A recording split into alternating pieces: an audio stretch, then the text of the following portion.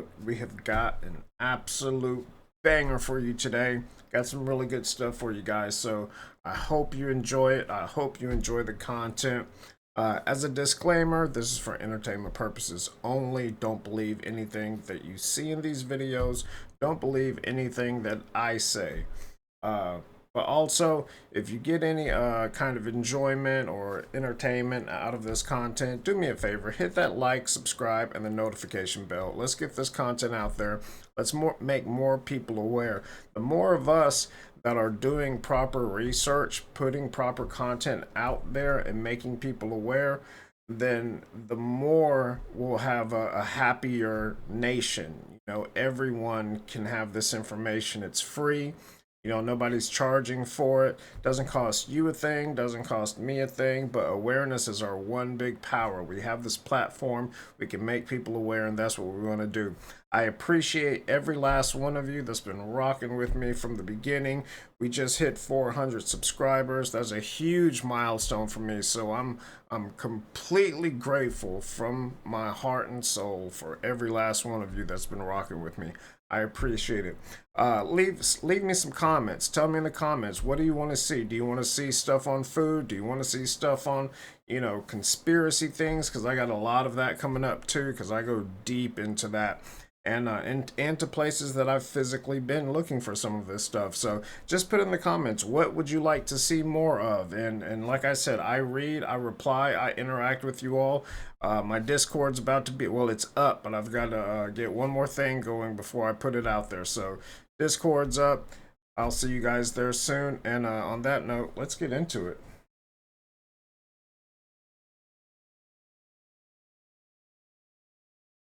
So tell me, out of everything you've ever done, what's the craziest experience you've ever had? That's easy. Earth.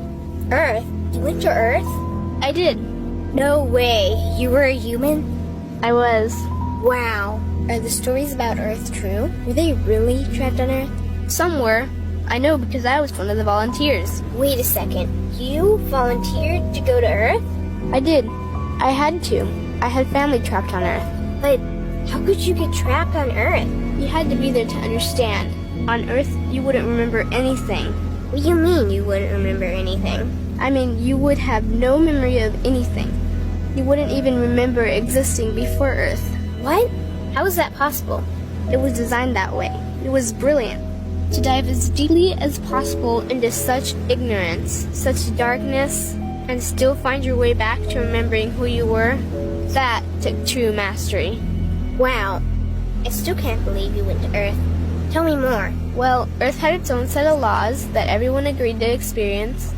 Like gravity, what goes up must come down. Like linear time, day is followed by night. Time? What's time? You know how when we think of something it manifests instantly? Well, on Earth there was a delay. The delay is what made Earth so difficult. Interesting. Time. So tell me more. Before going to Earth, you would choose your family, whether you wanted to be male or female, what race you wanted to be, the location on the planet, things like that. Oh, so you could choose your own character. Exactly. You would enter the Earth as a baby and be completely dependent on others to teach you the rules. But since nobody could remember the rules, they made up their own rules, based on fear and giving your power away to others. That doesn't sound like much fun. It wasn't for everyone. What'd you do while portions of you were on Earth? I watched them. It was pretty funny. What was so funny? Here were these magnificent beings, playing the most unique and cutting-edge experience in the universe. And they were clueless. I tried to guide them as much as possible. Wait a second. You could communicate with them? Yes, but they couldn't hear me. I would show them synchronicities, or send them impulses to help guide them, but they couldn't see the signs. Why not? They didn't trust themselves. So is that why they sent out a call for help? Exactly. Is that when you went? No, I didn't go until later. First volunteers, they had it the worst. What do you mean, had it the worst? Well, they... What? They killed the volunteers. They killed them? Those on Earth couldn't understand what the volunteers were telling them. The idea that they were equal to the volunteers scared them. What were they telling them? common sense stuff like all the answers you seek are inside you. Everything I can do, you can do and more. So they killed them? And then they twisted the volunteers' message and created even more fear. What do you mean more fear? Like the message, God is inside you, was turned into, you are separate from God. The message, all the answers you seek are inside you, was twisted into, you can't trust yourself. And they believed it? It was out of control. How could they believe that? You had to be there to understand. Did you know they actually believed that they were the only intelligent life in the universe? Now that's funny. Pretty crazy, I know. So then what happened? The designers knew Earth was going to enter a section of the galaxy that humans had never experienced before. A section filled with a frequency that might be able to reconnect the human's DNA. What was wrong with their DNA? It didn't work anymore. The thing is, their DNA was how they connected with their higher self. So that's why your incarnations couldn't hear you. Exactly. But there was a catch with the new plan. Only those incarnated on Earth could tune in to these new frequencies. Oh, so they needed more volunteers. Yes, but this time they were taking no chances. To pull this off, they needed millions in the physical form, wired and ready to attune to these frequencies. Are these the 21st century humans that all the stories are about? Yep, we volunteered from every corner of the universe to help the humans wake up. What did the volunteers have to do once they got there? We had to wake ourselves up, attune to these frequencies, and spread them to the rest of the planet. That sounds impossible. Most of those watching the Earth experiment didn't think we could pull it off. So what happened when you got to Earth? Once on Earth, we were taught the same fear-based beliefs that had been handed down for eons. We lived just like everyone else, totally clueless to who we were and what was getting ready to happen. But as soon as the Earth entered this cloud of frequencies, we started to question everything. And one by one, we started to wake up. So the plan was working. It was. The more we trusted ourselves, the quicker we reconnected. And the faster we started to remember what was happening. And since we were spread out evenly all around the planet's frequency began to rise quickly. What happened when the planet's frequency began to rise? The humans' experience of time began speeding up. They started manifesting their beliefs faster and faster. Those consumed with fear created even more fear, and eventually Earth just spun out of control. What do you mean, spun out of control? These low-frequency beliefs that had controlled the human experience for eons could no longer exist, so they began to self-destruct, and the world fell into complete chaos. That sounds terrifying. It was for those living in fear, but for us volunteers, we all knew it was the end of the old energy and the beginning of the new. So then what happened? A tipping point was reached in our awakening, and we created a new Earth. A new Earth? What happened to the old Earth? It continued on, allowing those who could not let go of their fears to play out their lessons. But for us, we created a new Earth that matched our higher frequency. And as easy as that, all the fear-based beliefs simply fell away. In an instant, we remembered who we were. We knew we were all connected, and we stopped hurting each other. We started respecting each other, started loving each other.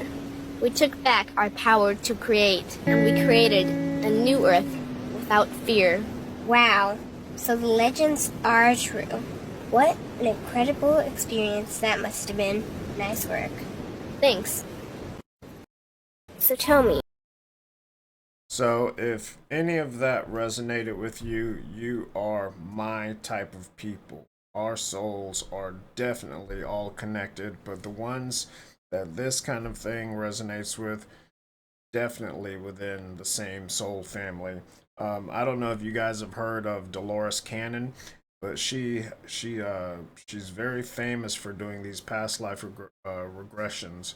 And so she would hypnotize people. And when she first started, she didn't know what was going on, but she would do these past life regressions. And then the person is speaking from their higher self. But then what started to happen was other beings started coming in to those therapy sessions and talking to her. and saying, hey, you need to know this, this, and that. And, you know, she was a Christian at the time. I can't remember what denomination. So at first, she didn't believe it for years. I think it was for over a decade. She didn't believe it, but it kept happening every single time. And they were getting in contact with her through this, through her hypnotizing other people while they're asleep and directly connected to their higher self talking to them. These other entities come in and talk with her. And so she's written all these books. She's done a lot of amazing work on it. I would say definitely look her up.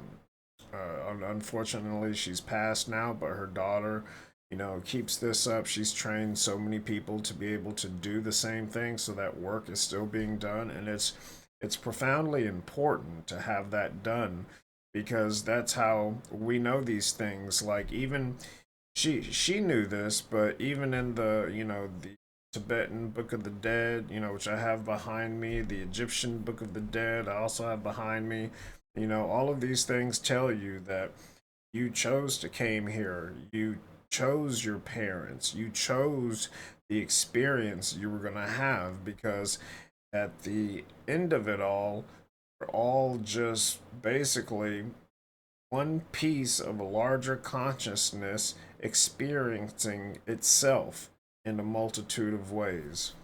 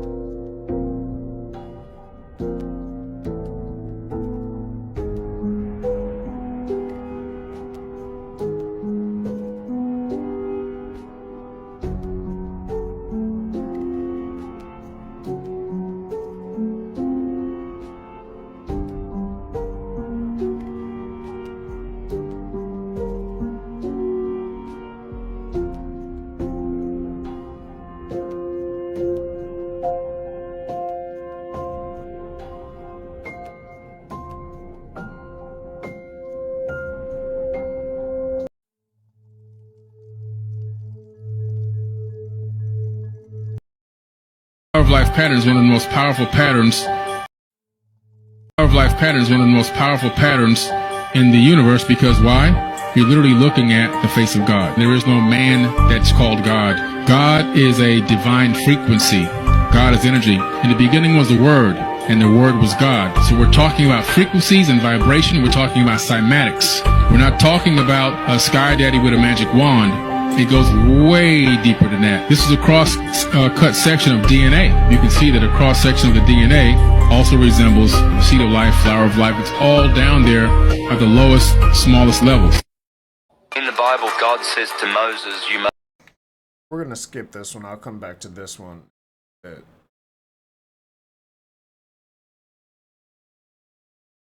let's go ahead and get to the good one.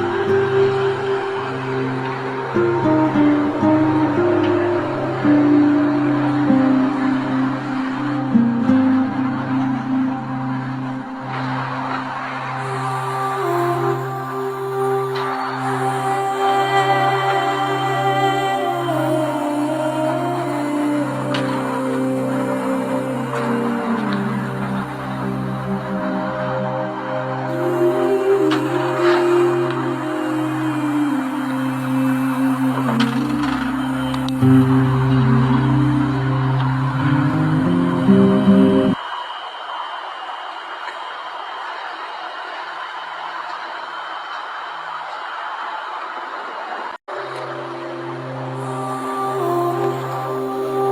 the power to bless people is inside your body. You are the savior you've been looking for. All of us were sent here to save ourselves and save others. We are the saviors, every single one of us. We're supposed to create heaven on earth. That's the big mystery of the whole thing. We're not supposed to wait until we die so that we can live. You're supposed to live now.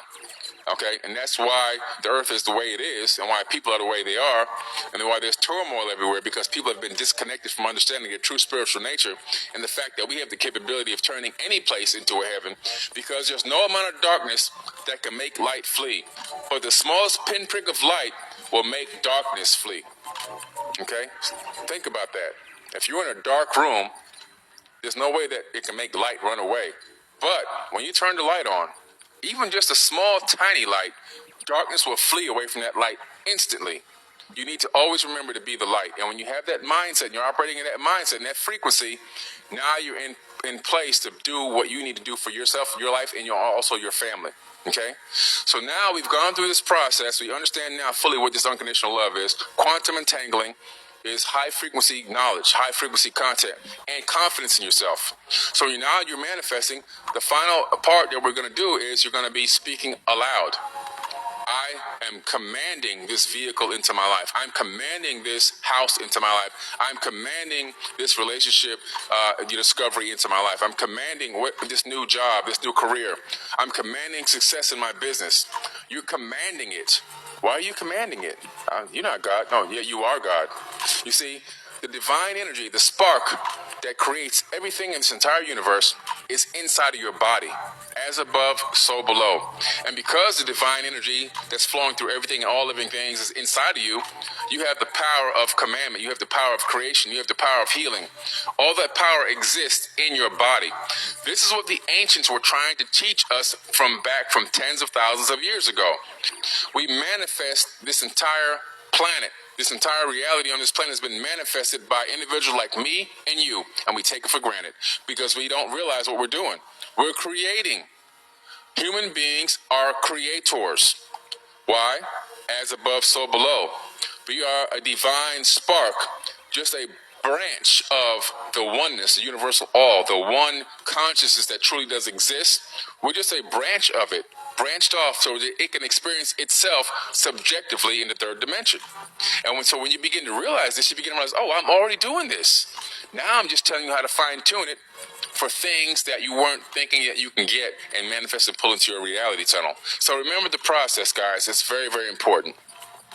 Find out what you want to manifest into your life. Be extremely, extremely specific about it. Get a piece of paper or a notepad on your phone and type in every aspect of that thing that you're trying to achieve. Whatever it is, a new job, a car, a house, a relationship, whatever it is.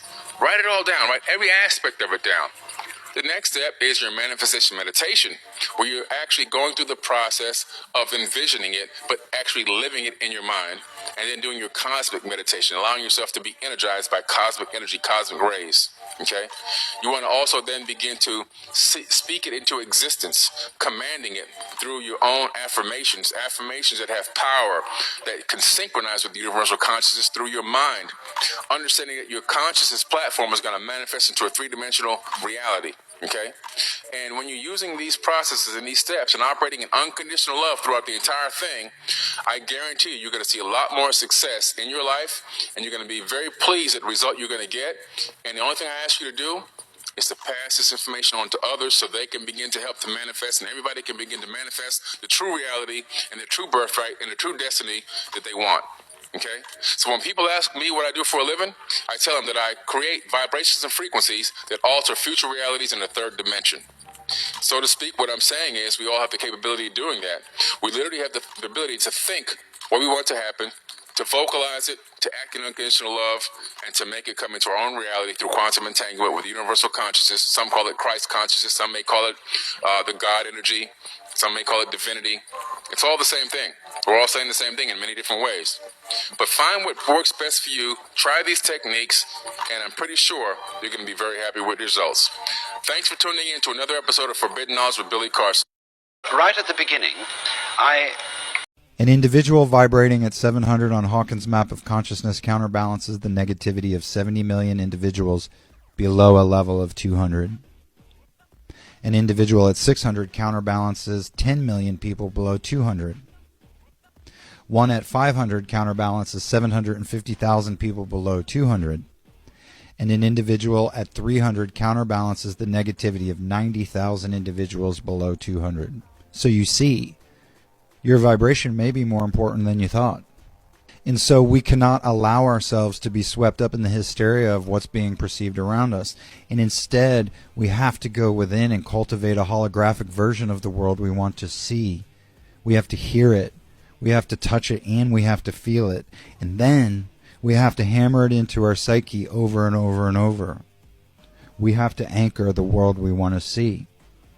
We can't continue to anchor the world they want to see. We have to become relentless about holding the line and holding the space for the loving, fair, just, joyful, and peaceful world we want to see. We are now at the precipice, and so now it is time to apply your training, to be a lighthouse to everyone you come into contact with, of power, strength, compassion, stillness, and peace. It's time now to intensify our connection to each other and to the Creator, to be beyond confident in our true human power to create reality and to steer the world of the seen with what we hold fixed in our unseen realms, to deny the reality they want to see with all our soul, our heart, and our might, so that what we hold true within will propagate the without. This is not a drill, it is time. I know you can do it, I love you, and I believe in you. Anyway, that's all I've got for now. Thanks for sticking around, and we'll see you next time. Now, I'm sure that most... They lied about how to map it. The legendary city of Agartha, at the center of the earth. And at the center of that, the Vrilya. Unfortunately, the place is crawling with Vril. And I'm not hugely fond of shape-shifting reptilian humanoids. This should be interesting.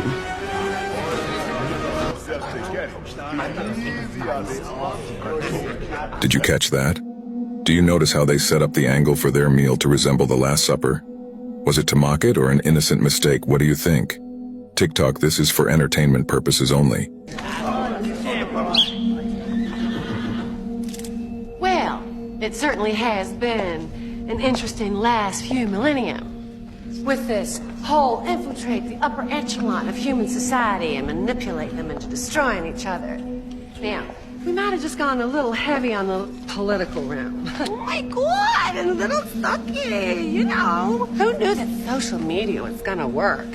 That was brilliant. Everyone too wrapped up in cat videos and sending to procreate instead of think with their brains. Very nice. Sure helped with my case during the elections. And you two crazy kids with your crusades, nothing like a little monotheism to throw people into centuries of battles over exactly the same ideology.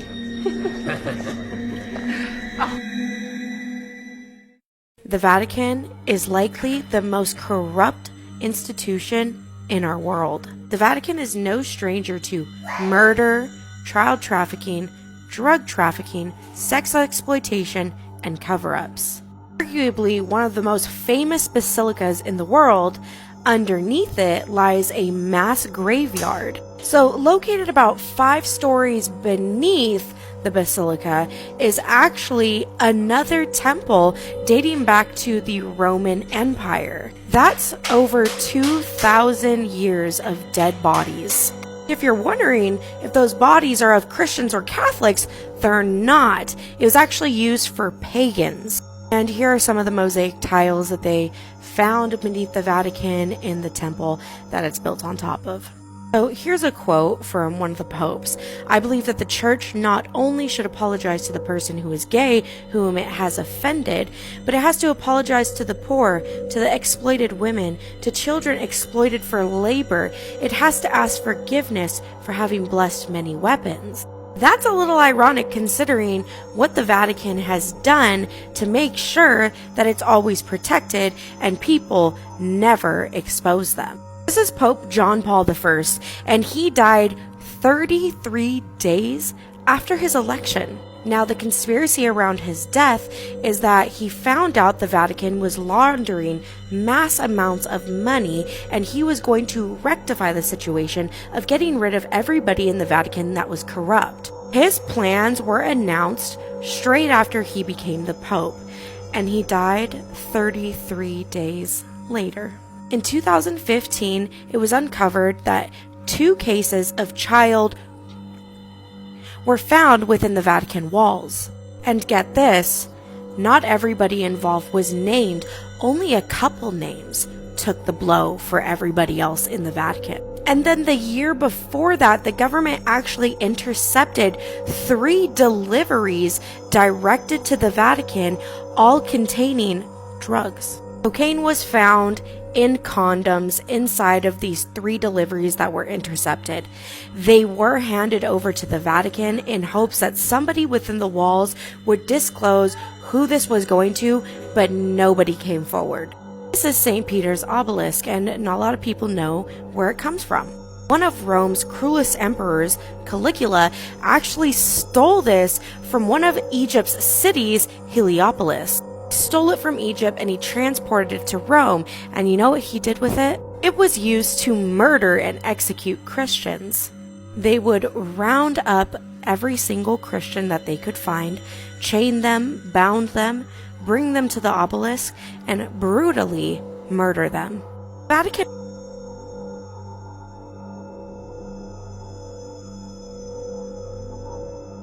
books is called the Grand Grimoire or the Red.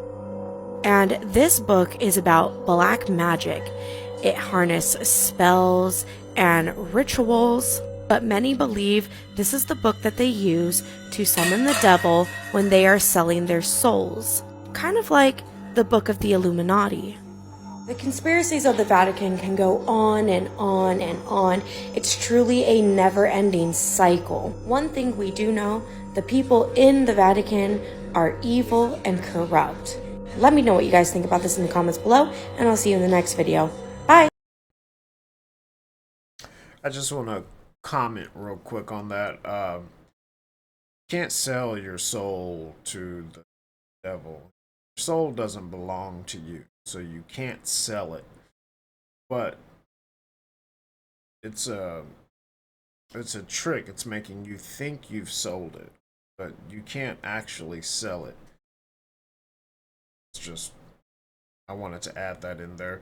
And remember, in my other videos I go on a lot about the Vatican and the stuff that they've done and how they hoard all of the books when they started that fire, the Book of Alexandria, Alexander the Great.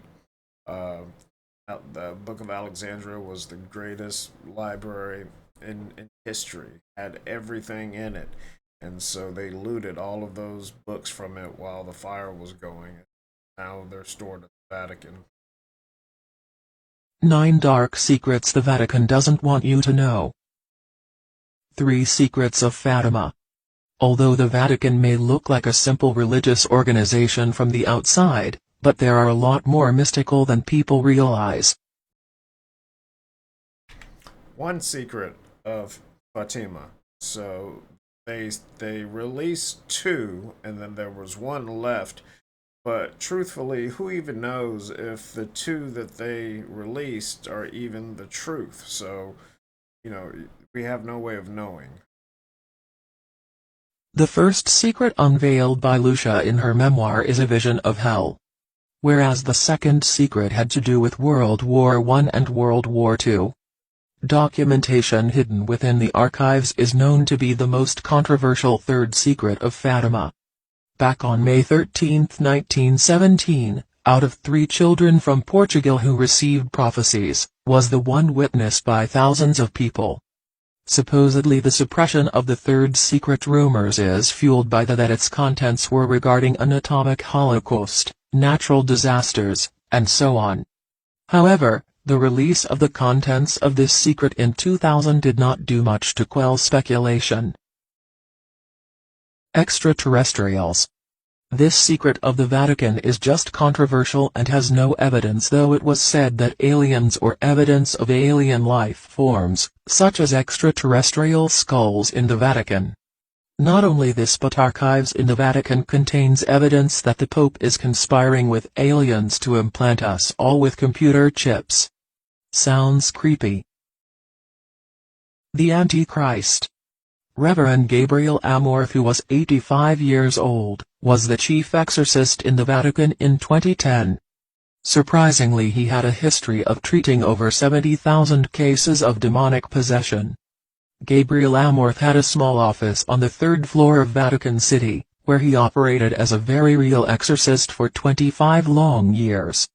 Eventually, in an interview with the Italian newspaper, Gabriel defended his work and without hesitation admitted that he believed the devil is a pure and invincible spirit of evil. He also told that the devil can speak many languages, he can transform himself at will, and he can stay hidden when necessary. The very fact that the Vatican had sanctioned over 70,000 exorcisms is pretty astonishing. UFO over Vatican City. Back in 2007, a mysterious disk was spotted hovering over the Vatican City. People who saw the bizarre sighting described it as a silver, orange glowing saucer in broad daylight which was hovering over the dome of St. Peter's Basilica. Astonishingly, it was photographed and all mentioned that it disappeared. In no time the incident caught the attention of citizens around the world, and it is said that the UFO visiting the Vatican was out of everyone's memory suddenly. However, that doesn't change the fact that it happened. Later all the researchers and experts tried to figure out the mystery and what it wanted. But still, there is no evidence that it was an alien spaceship. It was like there was something strange in the sky that day, but nobody has any possible way of knowing if it truly came from outer space. But the question lies, are the Vatican really in contact with aliens? Scandals of the Vatican Bank. Also known as the Institute for the Works of Religion, IOR, the bank has been involved in several scandals. Among the numerous scandals, the most controversial one is their dealing with Adolf Gerald Bosner. A historian even points out that the Vatican received church tax from Adolf every year. Moreover, a substantial said amount was paid to the bank, so that it cannot be tracked by other Western banks. The year was used to store billions of dollars, and the details of which were never disclosed publicly.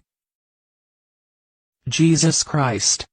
Among several other conspiracies, there is one in which theorists believe that archives contain correspondence between Emperor Nero and St. Paul pertaining to Jesus' existence and his biological descendants. However, some theorists also believe the Vatican may be hiding evidence that Jesus did not exist. The Apostolic Penitentiary. It is a secret tribunal that investigates the so-called heinous offense of individuals. The Apostolic Penitentiary was supposedly found in 1179 and was kept secret until 2009. Apparently, only the Pope can grant absolution to people brought to this tribunal. Examples of sins include attempting to assassinate the Pope, a priest exposing the sin or identity of a person who has confessed to them, and so on. However, the Pope acted as the head of this tribunal, which is called the Major Penitentiary, and can either offer absolution or let the automatic excommunication stand. It is home to a time machine. Although there is no record of such a device, some people believe it is hidden somewhere in the archives. It is believed to have been built by an Italian scientist and priest, Father Pellegrino Maria Ernetti. The chronovisor is a device that apparently allows people to view the future and past. Just imagine what if it turns out to be true. Missing Book of Bible. Strangely, in the year 1684, the Vatican removed 14 books from the Bible. Till the time there is no exact explanation as to why this act was performed. Initially, in 1611 it was said that there were 80 books in the Bible when it was translated from Latin to English. The missing books are known as the Apocrypha, which in Greek means hidden. What is perhaps even more surprising is that Jesus' name was spelled Lysis before these 14 books were removed. But the question lies as to why were the mysterious books removed.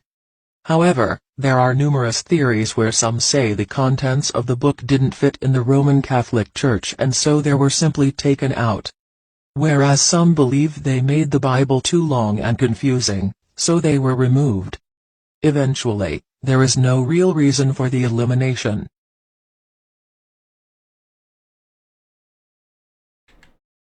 So what did you guys think about that? Did you like that one? I've got a lot of stuff on the Vatican.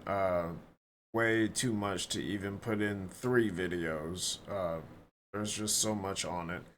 But yeah, there's some good information there, and it's a they're one of the most powerful countries on the planet. They are a country, uh, and state and religion are the same. They have their own banking systems. They bank with cartels, not Mexican cartels, but the European banking cartels.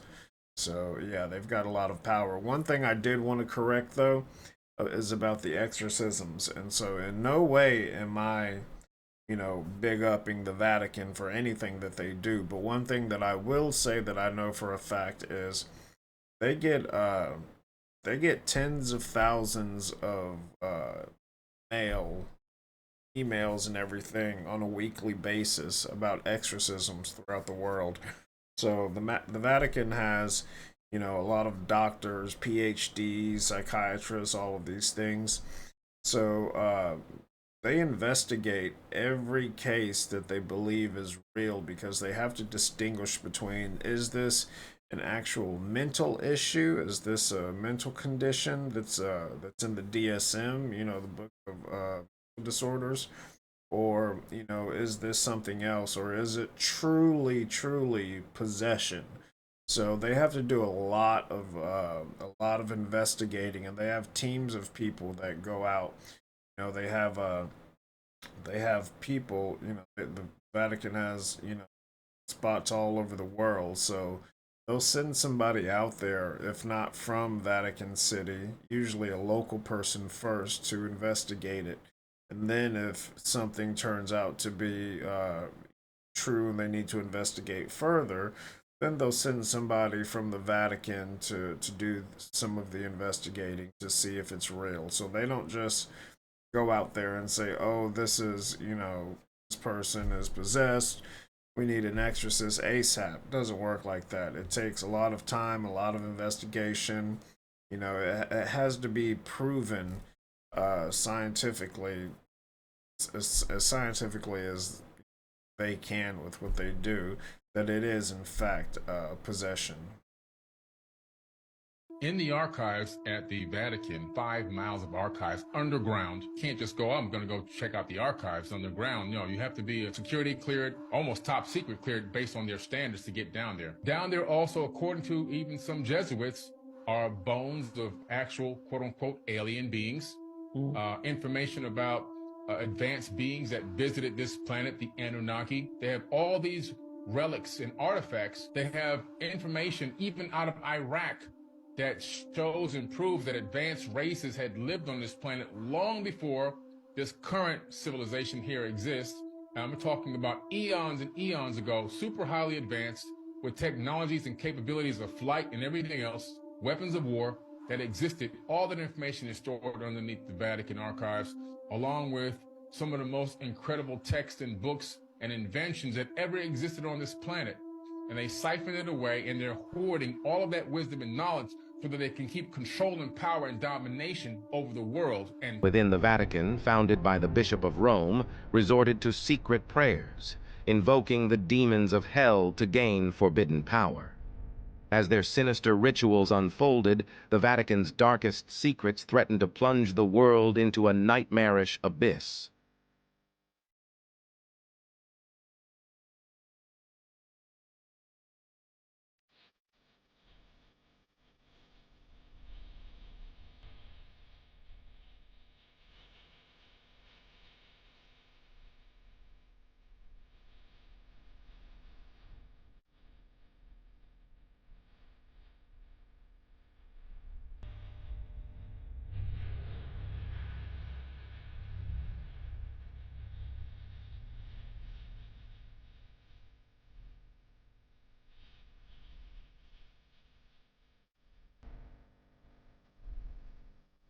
a shadow.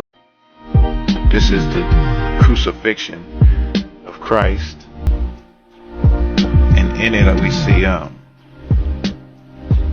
angels, black angels. The people surrounding him are black.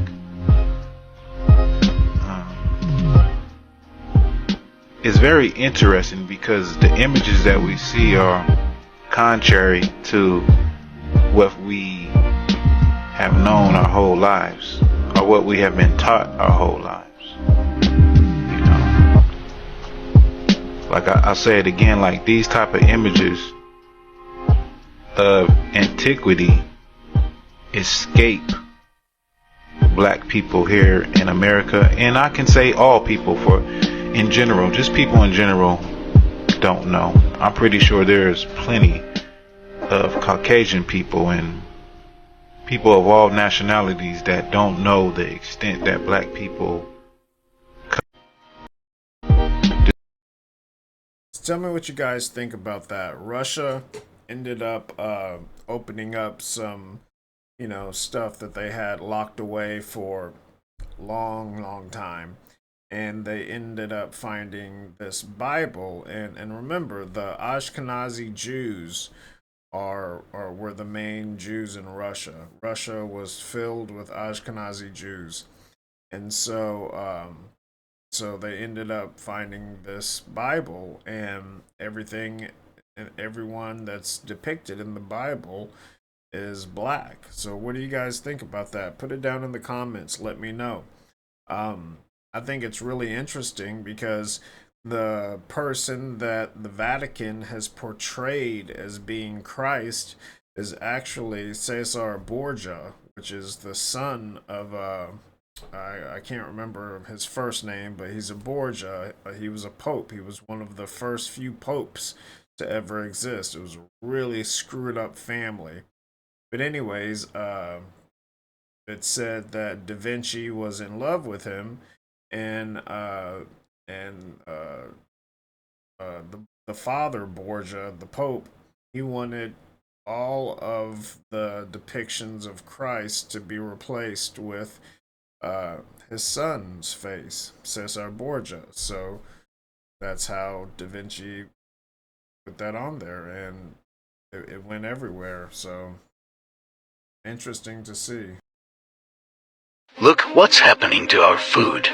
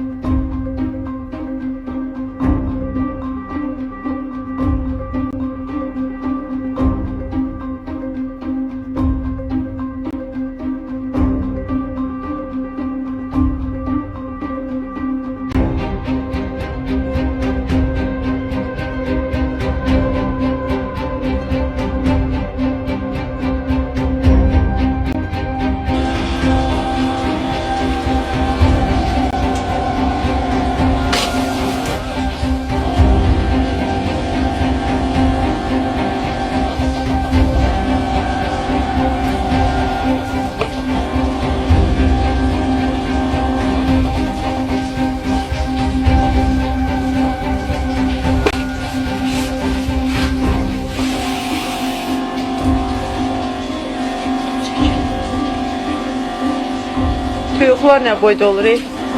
Buna bax. Bir toyuğa 400 qramı şapılladır buradan bu tərəfə.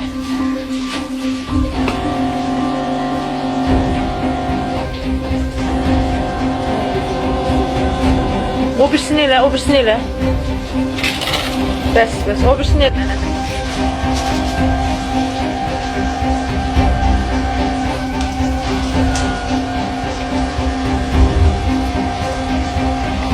Buduna da vur baxıb bud nətər şişir. Əlini çək.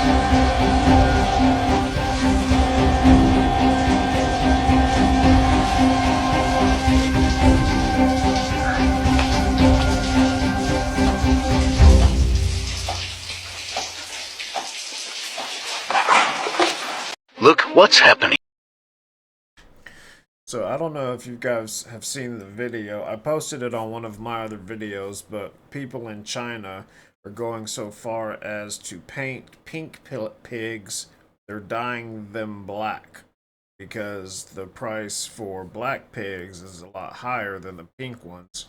So they're dyeing them black to make them look like black pigs. So they're dyeing them black.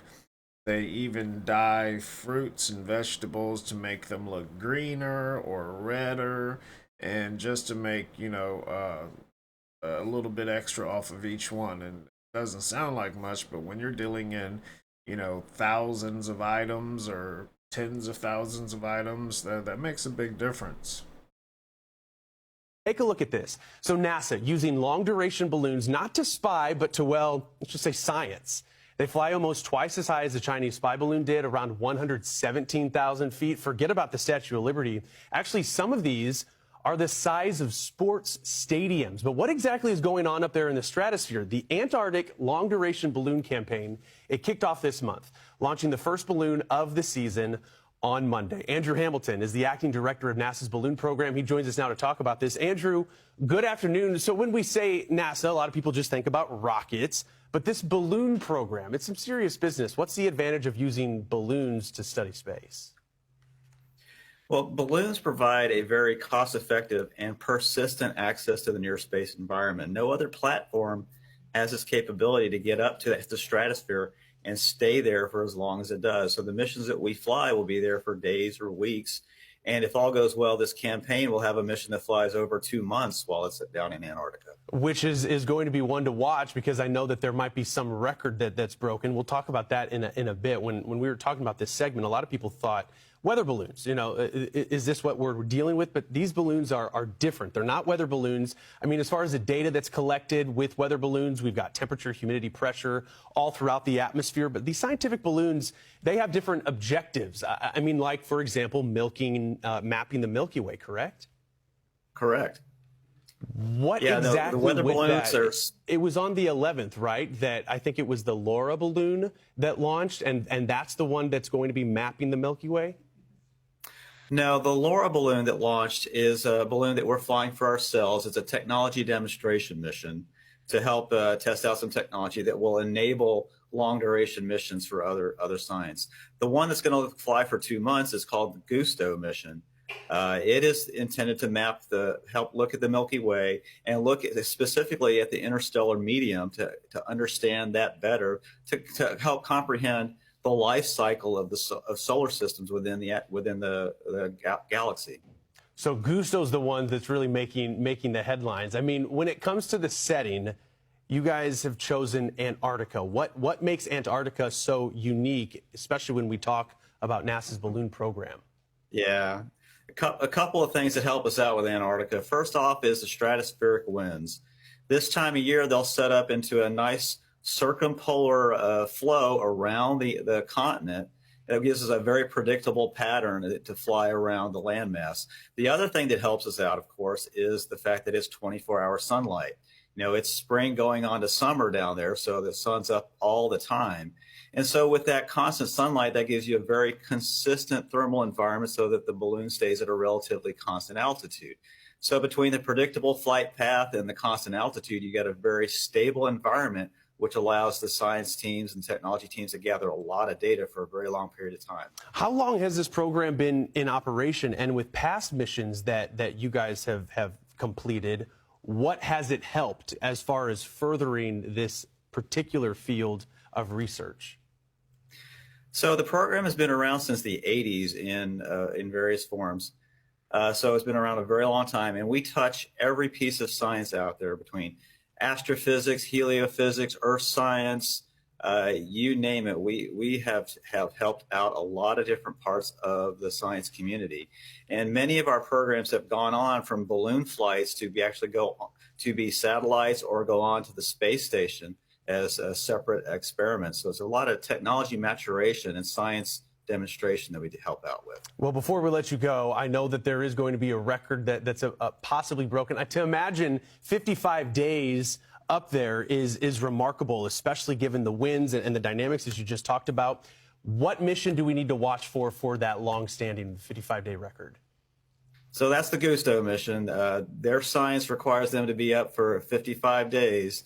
So, and that happens to be our current record is 55 days and a couple of hours. So we're shooting to go well past that and give them as much science as they can get. Well, best of luck. This is the best time to do it, as you mentioned, from spring to summer, as the sun's going to be helping the entire time. Acting Director of NASA's balloon program, Andrew Hamilton, thanks for your time this morning. You're welcome.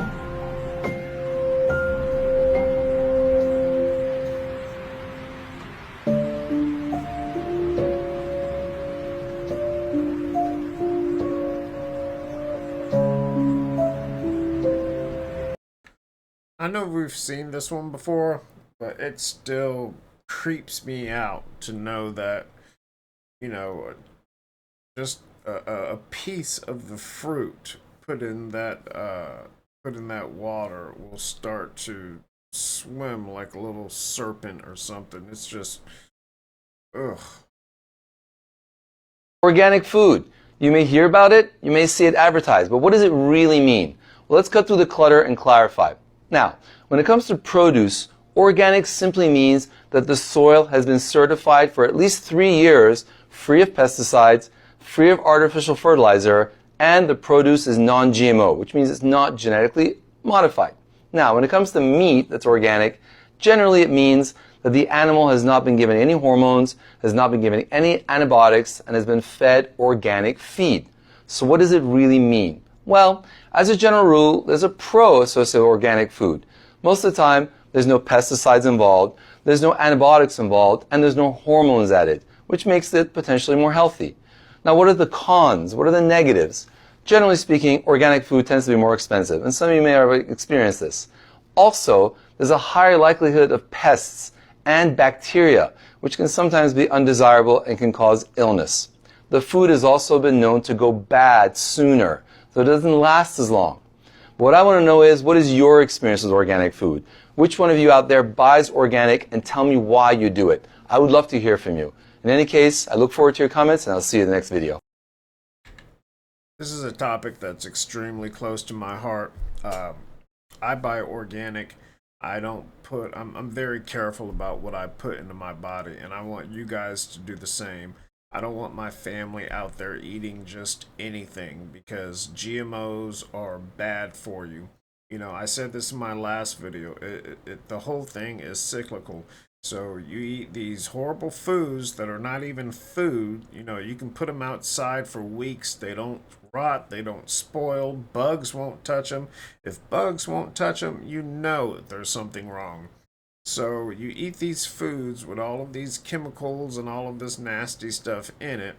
Then you end up having issues with your body. Something's wrong. You go to the doctor. You get put on a pill. Each pill can have up to 15 to 20 side effects.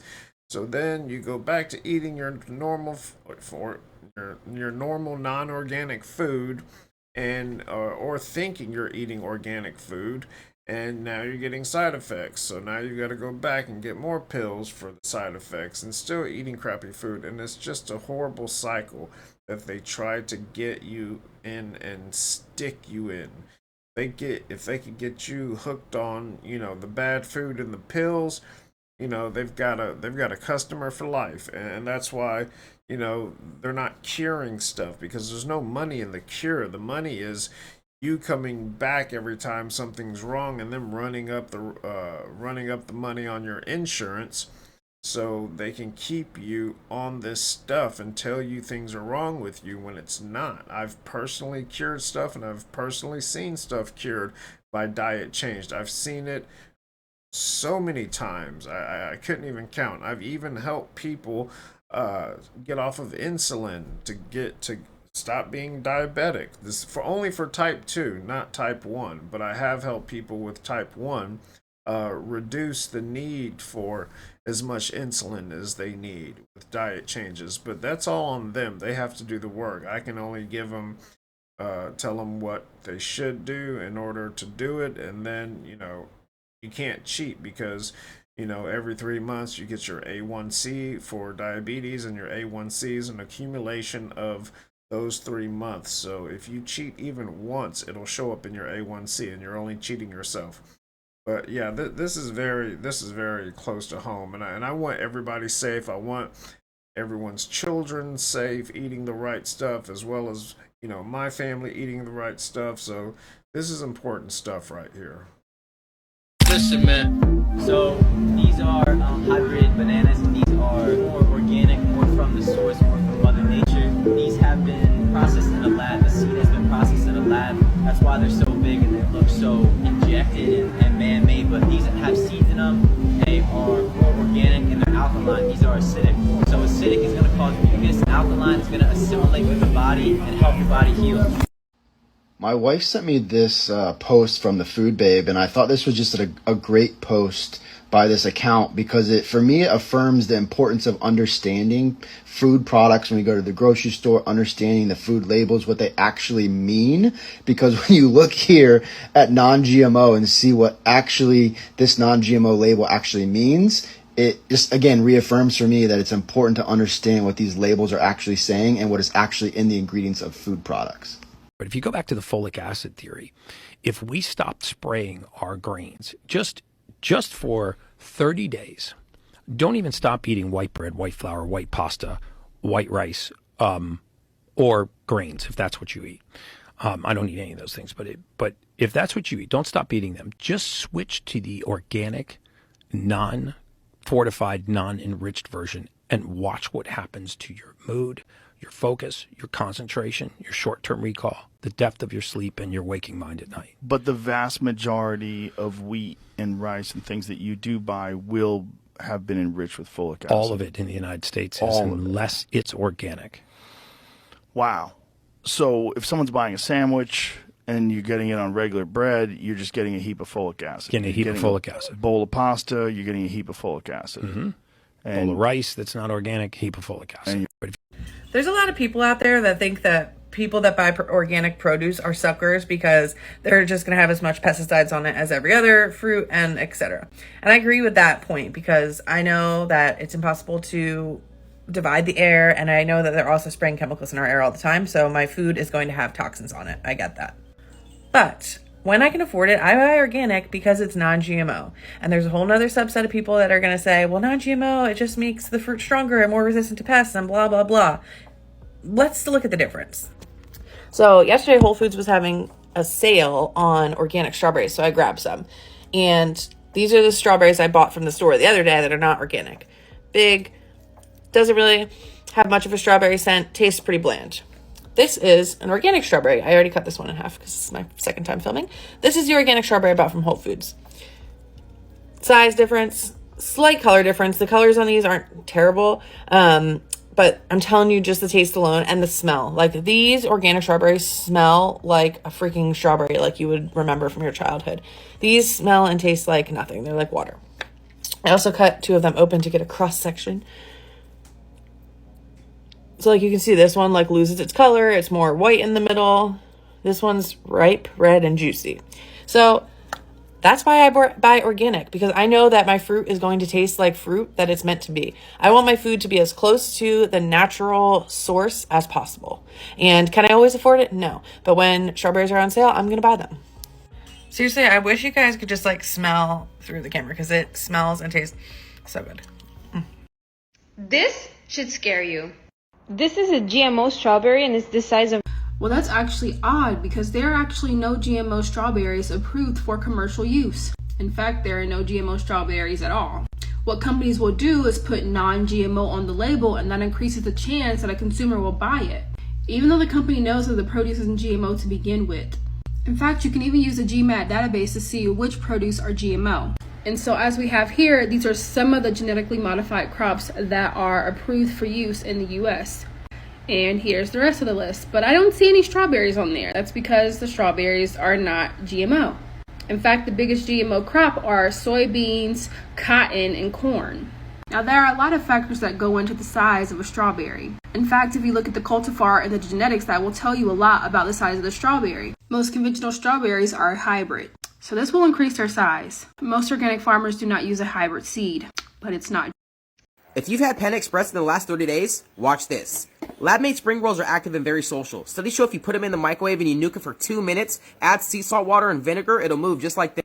I want to show y'all something real quick. Now, when you're buying your fruit, you're going to see a 5-digit code. If it starts with a 9, that means it's certified organic. If it starts with a 4, that means it was grown with pesticides and chemicals. And if it starts with an 8, that means it's genetically modified.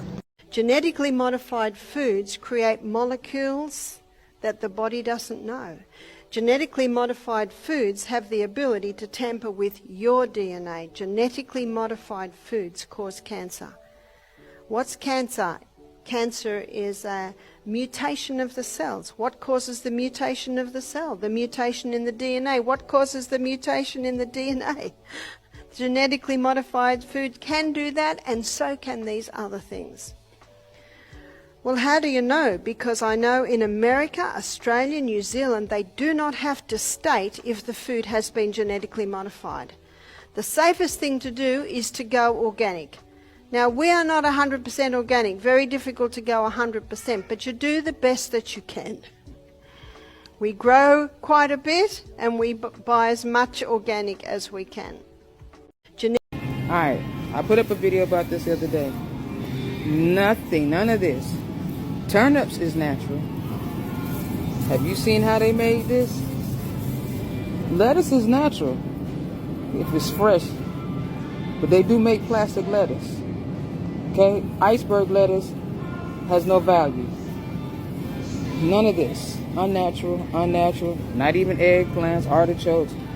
Okra is natural, but you don't want it in a plastic. Not really. That means it's been sitting here suffocating for a minute. Nothing natural. Not even Brussels sprouts, people. Broccoli, none of that. Nothing natural. The only thing that is natural, scallions.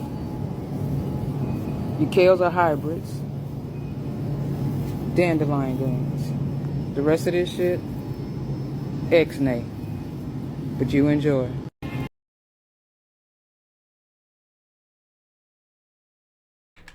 So I just wanted to touch on that real quick. I do eat organic. I went organic long ago, and it costs a little bit more to go organic, yeah, but I also go to farmers markets on Sundays to get my stuff from the local farmers who are selling organic stuff. You know, my honey comes from them, you know, true, real honey, you know, not this, you know, yellow see-through stuff in the store. You can't see through real honey, not like that. You know, it's best to do the best you can and eat real foods. Don't eat anything without seeds. If you see seedless grapes, don't touch them. They're not natural. They're supposed to have seeds. You know, they're making it sound like a luxury. Don't worry about the seeds. No, I want the seeds because I know that that's a real grape. I don't want it without the seeds, you know. A lot of places just making it to where it's the female part of the plant you're eating.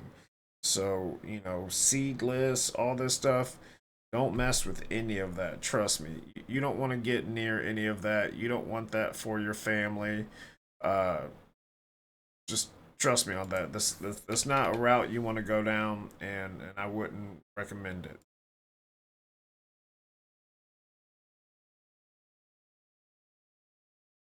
Now, I know a lot of y'all might not know about this little code right here you see on my apple. I know a lot of y'all might think it's just a sticker and you just rip it off and then you start eating it. I used to do that too until I started paying attention to what I be putting in my body.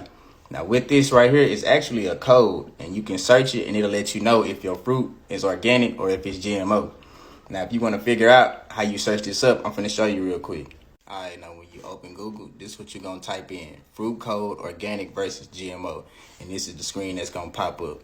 Now, to summarize all of this shit, bro, it's basically telling you that if you have an apple, banana, whatever it may be, bro, with a 5-digit code that starts with a 9, that means your fruit is organic. And if it's anything other than that, you eating a GMO product. That means you eating something fake, bro. Now, if you look on my apple, what troubles me about the debate now about the southern border is it is one half of the immigration equation. Yes, we need order at the border. Yes, we need to have changes in the laws that reflect the reality of the overwhelming numbers from all over the world who are coming to our shores and our border. But there's also an incredible demand for legal immigration into this country even now. The presiding officer, my colleague from the state of Illinois, has legislation which addresses one aspect of that. Her bill, and I hope I describe it accurately, says that if you're an undocumented person in this country, and you can pass the physical and the required test, background test, the like, you can serve in our military, and if you do it honorably, we will make you citizens of the United States. Do we need that? Do you know what the recruiting numbers are at the Army and the Navy and the Air Force? They can't reach their quotas each month. They can't find enough people to join our military forces. And there are those who are undocumented who want the chance to serve and risk their lives for this country. Should we give them the chance? I think we should. And let me tell you about what troubles. What do you guys think about that? Let me know down in the comments. I'm really curious as to what everyone else's opinion is on this.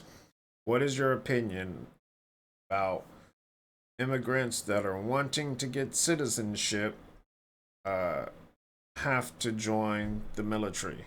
Then, you know, I guess if they serve, like he said, honorably, and they serve their country, they get their citizenship. They probably should have done that a long time ago. You know, if you're gonna join another country and get citizenship and you're getting something out of it, that country should also get something out of it, which we do with a lot of other things. But this is something new. You know, I've thought about it a little bit, but I haven't had a lot of conversations about it, so I'm curious as to what you guys think. So let me know in the comments what you think. Her bill says that if you're an undocumented person in this country and you can pass the physical and the required test, background test, the like, you can serve in our military, and if you do it honorably, we will make you citizens of the United States. Do we need that? Do you know what the recruiting numbers are at the Army and the Navy and the Air Force? They can't reach their quotas each month. They can't find enough people to join our military forces. And there are those who are undocumented who want the chance to serve and risk their lives for this country. Should we give them a chance? I think we should. Air Force are looking to immigrants to overcome recruiting shortfalls. They've ramped up their marketing, including on social media, to entice legal immigrants to enlist. They're also using recruiters with similar backgrounds to appeal to potential recruits. But the biggest draw for migrants is the promise of a fast track to citizenship, plus jobs and education benefits. Both the Army and the Air Force have said they will not meet their recruiting goals this year. A true overthinker often has the upper hand in dealing with manipulative people, thanks to their ability to remain one step ahead in the game. They're like mental chess players, always analyzing, predicting, and unfortunately sometimes hurting others without realizing it. These individuals are masters of reading emotions, often using this skill to gauge others' reactions, even though it may leave them feeling isolated and disconnected. They are always on guard, anticipating what will happen next, and tend to detach emotionally when their predictions play out as expected. With their acute awareness, overthinkers can be prone to sleep disturbances and burdened by feelings of guilt. They have a knack for foreseeing outcomes by intuitively understanding others' feelings, intentions, and desires. Setting and respecting trust boundary is vital when dealing with overthinkers, as crossing these lines can prompt them to seek out the truth relentlessly. They are natural detectives, using their keen observational skills to unravel mysteries and unmask those who are manipulative. Right, this is absolutely wild. You're definitely going to want to stay tuned for this because we are definitely not supposed to know this. This guy here basically ended up having a nervous breakdown. He worked in finance. He used to move money around, naughty money around for people like cartels, corporations and individuals. There's another video that I may very well upload. What he has to say in this video is shocking enough. Take a watch yourself. USSR in that time with America. And in the opposite way they did the same. But I didn't know that in that time. So as a youngster, like 24, 25, I was already messing around with economic wars worldwide. So after all these assignments, they start to spot you. Like, hey, here's a bright guy, he's always knowing his way, like hustling here, hustling there, playing with the rules.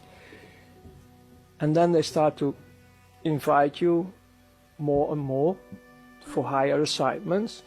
Then you start to work for banks, independent. You're doing the dirty work for central banks, for multinationals, for governments, for what they call now terrorist organizations, and all secret services. Hey, secret services? Yes. And then on top, like the peach or the fruit of the cake, churches. Wow, you get the whole palette where the money floats, the big money. And you get the invitation to join in these circles to move all the money they want to move worldwide, to start wars, to start all the misery in this planet, because there is nearly no misery on this planet in a natural way. It's most of them is created because they keep the system running, because it's a dualistic system. They make the money only because when it's dualistic. And if we have all the ships, these energy containers they use only to suck, if they are asleep, fine, you can do whatever you want. This is also the mentality of the elite. Well, they are not elite. They are not elite. The people I worked for in the end of the days, you're talking roughly about 8,500 people on this world who run the show. And they are like who I was, completely afraid, nearly dead, filling up the holes daily, never enough, serving the monster of greed, the monster of more. And there comes Lucifer in the end, because we are talking here about interdimensional things. This 8,500 became my friends, because it was really coming home. First time in my life I start to be with humans who understand me, and I understood them, because most of them were going through the same hell. Right, this.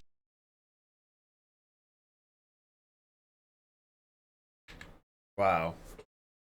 So he was one of the actual people that was working in these banking cartels for these elites, but like he said, they're not elite.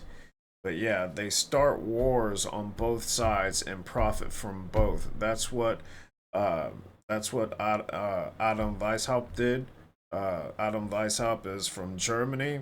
You know, he's from the Aryan state, just like I am, and you know that's how they did it. His sons, he told them to go to the seven areas of the seven areas of the world to profit, start wars, uh, create taxes, create loans, and start wars and control the populations, make money off of both sides. And just like he said, there's no natural misery in the world. It's created artificially by these people because every time something is about to happen, they create uh, some kind of disasters, catastrophe, and they profit off of both sides. They pit people against each other. Remember what I always say: whenever you see, well, for one, follow the money, but for two, whenever somebody's creating an us versus them mentality, that's where it's going to be artificial. Whenever there's an us versus them, because we are all the same, we are all alike. You don't see doctors going, or you don't see a gynecologist going to school to learn how to work on black women, Asian women, white women. Same with doctors. Everybody is the same. It's 4% of our genetic code that dictates the things that we see in our appearance, our eyes, hair texture, hair color, eye color, skin, all of that. 4% of our genome. 4%. Tiny, tiny, tiny percent that dictates those things. So, uh, yeah, just keep that in mind. But also, the food thing is the most important thing. You know, shop around. It takes me a while to shop because I read. I have certain places that I go to where I know things are natural, you know, but when I'm going somewhere, like if I were to go to Publix, they will let small business owners sell their natural stuff there. So I'll go to Publix, and if I see something new that's natural, you know, I have to read it because I'm not going to buy it if it's truly not natural. So it's worth taking the time. It's not that much more in cost. You know, everything is high right now. So organic isn't really that much higher than, you know, GMO and crappy stuff right now because everything is high. So cut back a little bit. You know, everybody can cut back on, you know, gluttony. You know, that's a big problem here. Cut back on the gluttony, get some good stuff, put that in your system, and you will see how you will feel, how you will change so fast, you know, within days. Cut out all those fake sugars, cut out soybean oil, cut out all of these artificial materials, these chemicals, cut that out of your system, and you will be so clear, so happier. Elevates your mood, you know. It's just the best thing you can do. So we're going to end it on that note. I hope you guys enjoyed it. Like I said, hit that like, subscribe, and notification bell. Drop me some questions in the comments, or just comment. I want to know your thoughts on these things so we can interact. So I'll see you guys on the next one.